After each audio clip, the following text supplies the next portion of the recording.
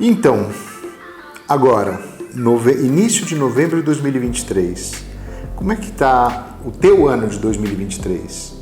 Como é que está o andamento da tua empresa em 2023 e como é que está a tua leitura sobre como o mercado de food service está transcorrendo ao longo de 2023? Eu sou Sérgio Molinari, esse é meu canal no YouTube e para você que já está acostumado aqui com os nossos vídeos ao longo desses 5 anos de canal ou para você que está chegando agora no canal, a gente acredita que tenha muitos temas que a gente desenvolve no canal de utilidade para você, seja da indústria, dos canais de abastecimento ou dos operadores, mas eu acredito que particularmente essa questão de discutir cenário e perspectivas, primeiro, é um dos temas que a gente mais gosta de desenvolver e segundo, um dos que a gente entende que gere mais relevância, porque ajuda você a calibrar os destinos, os planos, o apetite, a disposição para se desenvolver dentro desse mercado. Então, a gente vai falar neste vídeo aqui de como está fechando o ano de 2023 no Food Service, mas eu já queria deixar um convite para você. Daqui a alguns dias a gente vem com um segundo vídeo dessa série que é falando sobre expectativas para 2024. Então, vamos começar pelo começo. Vamos começar olhando para o ano que está transcorrendo aqui agora.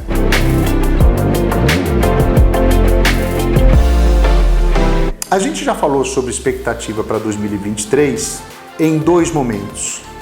O primeiro deles, exatamente em novembro do ano passado, ou seja, há 1 ano, quando a gente procurava ajudar as empresas a estimarem ou a calibrarem suas expectativas versus o ano que ia começar. Novembro do ano passado, só para a gente se sintonizar, a gente estava falando exatamente no momento em que a gente tinha acabado de definir o cenário de segundo turno das eleições presidenciais aqui no Brasil. Ou seja, aquela visão de expectativa para o ano trazia já um primeiro exercício de o que poderia acontecer dentro de um cenário de mudança de governo, dentro de um cenário de mudança de condução de economia, dentro de um cenário em que a gente tinha questões tributárias que a gente já saberia que estariam na pauta e assim por diante. Então, o primeiro momento foi em novembro do ano passado, quando naquele momento a gente falava sobre o quê? A gente falava sobre uma expectativa de que o food service para esse ano de 2023 pudesse crescer até 5% em termos reais. Então, lá em novembro do ano passado, a gente vai falar daqui a pouquinho sobre os motivos disso, mas a gente já estimava que o crescimento para o food service no ano de 2023, ele já estava relativamente limitado a uma expectativa de 5%, não seria um grande crescimento, né? E a gente fez de uma forma muito generalizada nos clientes da gente de aconselhamento estratégico, de aconselhamento consultivo, ou os clientes da gente de consultoria, palestras, etc., a gente recomendava fortemente que todo mundo tivesse nas suas agendas um checkpoint, tivesse aí um momento de revisão de expectativas para 2023 por volta de abril de 2023. Por quê? Porque a gente provavelmente já teria um mínimo de noção, um mínimo de cheiro, de feeling, de se o ano de 2023 estaria ou não andando dentro das expectativas que a gente tinha, ou se as coisas poderiam acontecer um pouco melhores, ou se as coisas poderiam acontecer um pouco piores. Quando chega em março de 2023, a gente fala, olha, pelo menos uma primeira impressão do ano a gente já consegue reavaliar com 2 meses e meio aproximadamente de novo governo. E aí quando a gente faz essa revisão, agora no mês de março de 2023, ou seja, os primeiros momentos do ano já transcorrendo, a gente faz a gente até usou essa palavra, né? Uma recalibragem de expectativas. E a gente começa a falar de um ano de 2023 com uma expectativa de que ele possa crescer de 3% até 5%, mais provável, próximo de 3%. Então, para quem assistiu esses vídeos, novembro do ano passado, para quem assistiu o vídeo de março desse ano, você pode conferir que essas já eram as expectativas que a gente tinha para esse ano. Mas aí o ano vai rolando. A essas alturas, um pouquinho mais de 10 meses do ano já transcorridos, o que a gente enxerga hoje? Primeiro trimestre do ano de 2023 foi claramente melhor do que 2022, especialmente por 2 grandes razões. Razão número 1, lembrando que o ano passado, 2022, A gente entra o ano com uma ocorrência aí, com um surto de uma variante da Covid-19, a Omicron, que deu um baque nos primeiros 2 meses do ano. Quando a Omicron começa a ser assimilada e perder efeito em cima do consumo, em cima do movimento, em cima da atividade econômica, do comércio, do consumo, etc., começa a guerra da Rússia dentro da Ucrânia, que é um segundo baque e que, inclusive, vocês vão lembrar, interferiu bastante com temas como inflação, abastecimento e tal. Então a gente teve no ano passado uma razão pela qual o mercado teria sido realmente menor. Então a gente começa 2023 com um primeiro trimestre fortemente acima do primeiro trimestre de 2022. Mas sem nenhuma crítica às galinhas e o seu voo de galinha, esse era um voo de galinha do nosso mercado. Então o que acontece a partir de abril, quando esse efeito, essa compensação de um começo ruim de 2022, esses efeitos começam a assumir? O mercado entra num ciclo que perdura até hoje, que é um ciclo de meses alternando estagnação e até com alguma queda. Então, a maior parte dos meses até agora, de abril até outubro, que é a última leitura que a gente tem, mas com uma forte expectativa de que novembro seja parecido, é que a gente teve meses que ou estiveram abaixo de 2022 ou iguais a 2022. Então agora, nesse exato momento, fechando o cenário para 2023, faltando um pouco menos de 2 meses, a gente não tem razões para acreditar que o mercado vai ter algum surto, nem de grande melhora e nem de retração maior do que já vem acontecendo.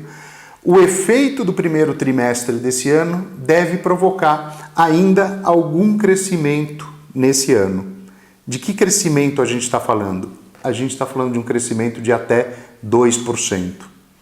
Eu vou falar diferente até.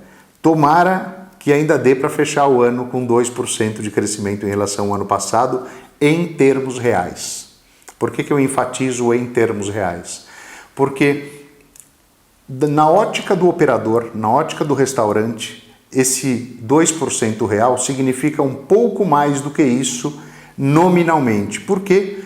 Porque a inflação de alimentação fora do lar, que indica que os preços passaram por algum aumento de preços nos cardápios, que chegaram a ser de 7,5%, quase 8% durante o ano, agora está em 5,5%, deve fechar o ano em 5%. Então, na ótica do restaurante, ele tem um crescimento, o mercado, o consumo tem um crescimento no ano de aproximadamente 2%, mais uma inflação de 5%. Então, a gente está falando de aproximadamente 7% de crescimento na ótica do restaurante.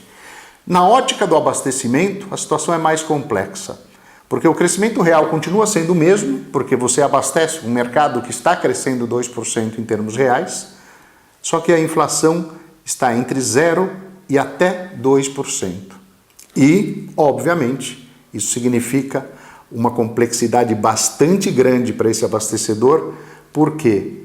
Porque num cenário de baixo crescimento e de baixa inflação, ou até em alguns momentos de deflação, a dificuldade para se conseguir elevar a massa de margem, o cash margin da distribuidora ou do abastecedor, fica muito complicado, muito difícil de se operar. Então, na cadeia de abastecimento do food service, a gente teve um ano particularmente mais grave do que para o próprio operador. Para não dizer que as coisas estão fáceis para o operador, o que a gente tem? Retração, ou estagnação do consumo, competição aumenta, você de alguma forma fica pressionado e não consegue repassar mais recuperação de preço, ou às vezes até tem que promocionar mais a sua venda para poder conseguir manter o seu nível de operação. Então a gente tem genericamente esse grande cenário do ponto de vista de desempenho das empresas. Quais são as principais razões para o ano estar saindo dessa forma? E aí tem algumas curiosidades que vale a pena a gente comentar. Um dos pontos, a gente sabe que historicamente o food service ele se movimenta no Brasil muito em função de algumas variáveis que eu chamo de fundamentais, que é nível de atividade econômica, que é o PIB, emprego, né, que a gente lê através de população ocupada, e renda, que a gente lê através de rendimento da população e de massa de rendimentos. Essas três variáveis, elas não foram ruins necessariamente durante esse ano.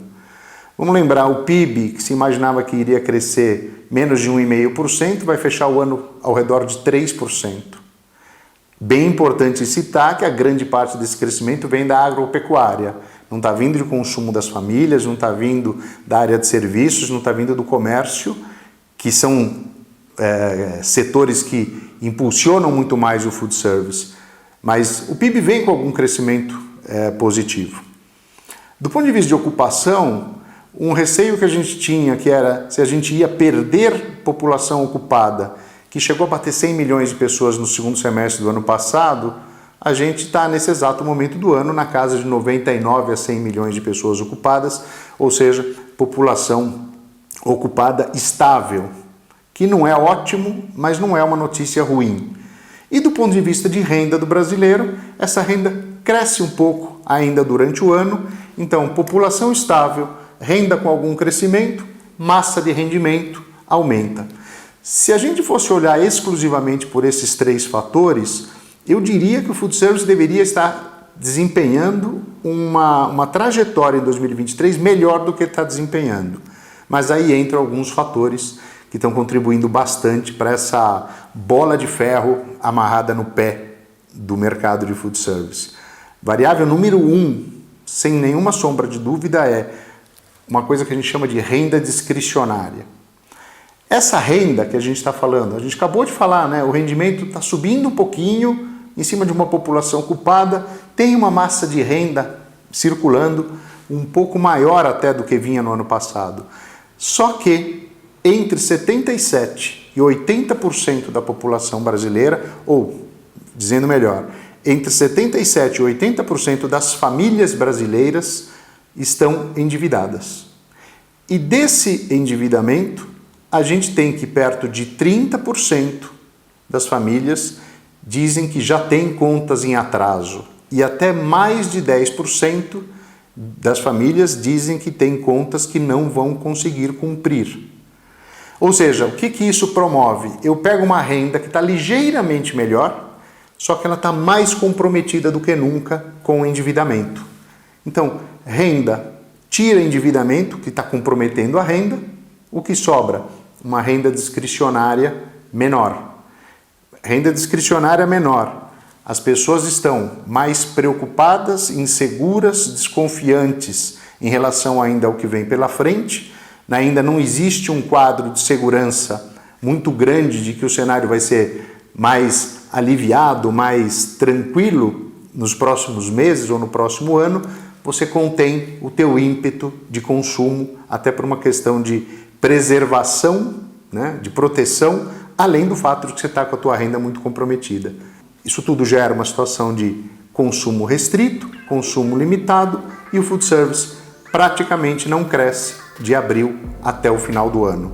Uma outra forma de sintetizar o que foi esse ano de 2023 é tentar responder uma pergunta como se eu fosse um empresário do setor, que é: como foi 2023? Eu vou tentar sentar na tua cadeira ou sentar na cadeira da grande parte dos empresários desse setor, e a minha resposta seria o seguinte: um ano duro, mais duro do que eu imaginava, onde eu estou terminando o ano um pouco acima do ano passado, mas razoavelmente abaixo do meu orçamento.